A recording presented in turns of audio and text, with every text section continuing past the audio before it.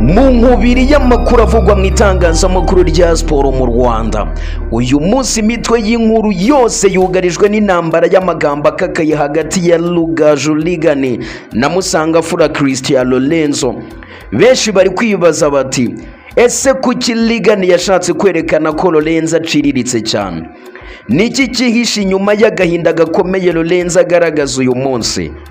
Uyu munsi rero hano ku Nayoberana Presents tugiye kwinjira mu muvuno wo kuvimuza iyi nkuru guhera ku bushyamirane bw'Ikalongi muri 2025 kugeza ku magambo y'akazina ka Gole Ligani aherutse gushyira hanze. Niba ushaka kumenya ukuri kudashyizeho umunyu, guma hano kuri iyi channel, gumana nanjye hanyuma dusakambure ibyari byihishe munsi y'amatapi. Mbere yo gukomeza rero, mwebwe bakunzi ba Mupenzi Nayoberana umusare mwiza ubagezaho amakuru nk'aya y'umwimerere, nkabasaba gukora ikintu kimwe gusa cy'ingenzi kimwe, kandi subscribe kuri iyi YouTube channel yacu y'Inayoberana Presents. Hano niho honyine ubona amakuru ataryarya, asobanuye kandi asesenguye mu buryo bwimbitse.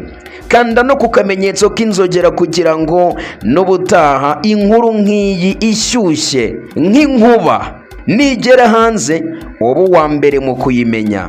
Hanyuma rero muryoherwe n'aya makuru meza ngiye kubagezaho, amakuru ashyushye, amakuru atariho ivumbi. Hanyuma rero ubu bushyamirane bw'aba bagabo bombi ntabwo butangiye uyu munsi. Inkomoko yabaye tariki 26 Kamena 2025 ubwo aba bombi bakoranaga mu kigo cy'igihugu cy'itangazamakuru RBA mu gihe bari muri gahunda ya RBA hafi yawe mu karere ka Kalongi.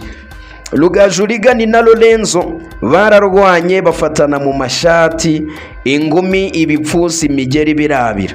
Ibi byatumye uwitwa Lorenzo ahagarikwa mu kazi, nyuma aza gusezera burundu muri Mutarama 2025. Nubwo iyi nkuru yatangiye kuvugwa muri 2025, uku kugaruka kwayo muri 2026 bifitanye isano nuko byarangiye, ariko ndagira ngo muze gusobanukirwa neza. Reka duhere ku gufungwa kwa Ligani n'uburyo Lorenzo yabyakiriye.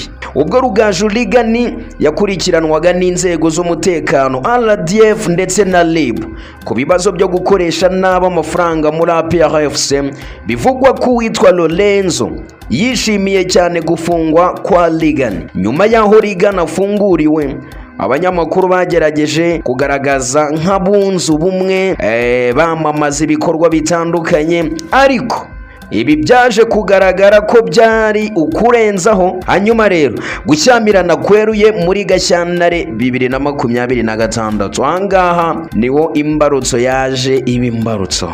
Gukora kuri trigger biba gukora kuri trigger. Hanyuma rero muri iki cyumweru iki ngiki turimo muri kuno kwezi rwose kwa Gashyantare nibwo intambara yongeye kubura ndetse ifata indi ntera. Ubwo twese twagiye tumenya ijambo gore. Uwitwa Rugaju Ligani yise Lorenzo iri zina rya gore, hanyuma nashimangira ko ari umuntu w'indushyi kandi w'umugome. Hanyuma rero ibi ngibi byakurikiweho n'iterabwoba ryo gushyira hanze amabanga, kuko uwitwa Ligani yavuze ijambo rikomeye agira ati hari igihe kizagera nkashyira hanze ibyo nzi kuri uyu muntu, maze ntihagire umuntu n'umwe uzongera kumuha n'amazi yo kunywa. Hanyuma rero wakibaza ngo ikipe ya Rayon Sport ibi bintu yo yabijemo gute? Aya makimbirane yaje gukara ubwo witwa Lorenzo yashinjwaga na Ligani kuba ari we wihishe inyuma y'amabaruwa asohoka muri Rayon Sport asebya abayobozi cyangwa Ligani ubwe. Lorenzo we akabihakana avuga ko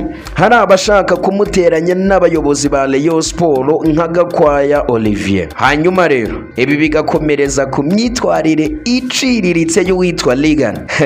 Hano ku Nayoberana Presents nyitangira nababwiye ko ibyihishe munsi y'amatapi ari byo ngiye kukuzanira. Witwa Lorenzo yagaragaje agahinda gakomeye, avuga ko Ligani amuteranya n'abantu bamuha akazi, akamuvutsa amahirwe kandi ari umuntu babanye neza. hanyuma ku rundi ruhande abasesenguzi n'abafana bo bakavuga ko Rugaju Ligani yerekanye ko aciriritse kubera kwibasira mugenzi we mu buryo bw'umuntu ku giti cye, personal attacks. Nimvuga kwataka umuntu ubyumve neza, aho kugaruka ku mupira w'amaguru. Uwitwa Ligani araza akaza kuwitwa Lorenzo, aho kugira ngo bajye mu kibuga, bajye mu by'umupira, ubusesenguzi bukagana kuri personal, bukagana ku muntu. Hanyuma nyuma y'ibi byose ntashaka kujyamo byo kwataka, reka tujye ku nzego z'ubugenzuzi RMC. Izi zo rero zibijemo zite? Izi zo zishobora gufasha iki bano bagabo bombi, ndetse iki kigo cyo kizafasha iki itangazamakuru ndetse n'amakuru agenda asohoka by'umwihariko ku mbuga nkoranyambaga, ariko by'umwihariko kuri YouTube. Hanyuma rero urwego rw'abanyamakuru bigenzura RMC rwatangiye kureba niba imyitwarire y'aba banyamakuru, cyane cyane uwitwa Rugaju Ligani wasabwe kwisobanura ku mvugo zitesha agaciro mugenzi we, tisha amahame y'umwuga. Hari amakuru avuga ko bashobora guhagarikwa mu gihe baba badacitse ku muco wo guterana amagambo ku mbuga nkoranyambaga. Muri make rero iyi nkuru ihuriweho n'amakimbirane ashingiye ku ishyari. Ishyari. Hanyuma rero imikorere ya siporo muri Rayon Sport na APR FC, ndetse n'umubano mubi wavuye mu kurwana bakiri muri RBA. Ibyo rero ni nabyo bituma abantu benshi bavuga ko hari inkuru isonjesha abashaka kumenya ukuri kwihisha inyuma y'amagambo akakaye ari kuvugwa uyu munsi.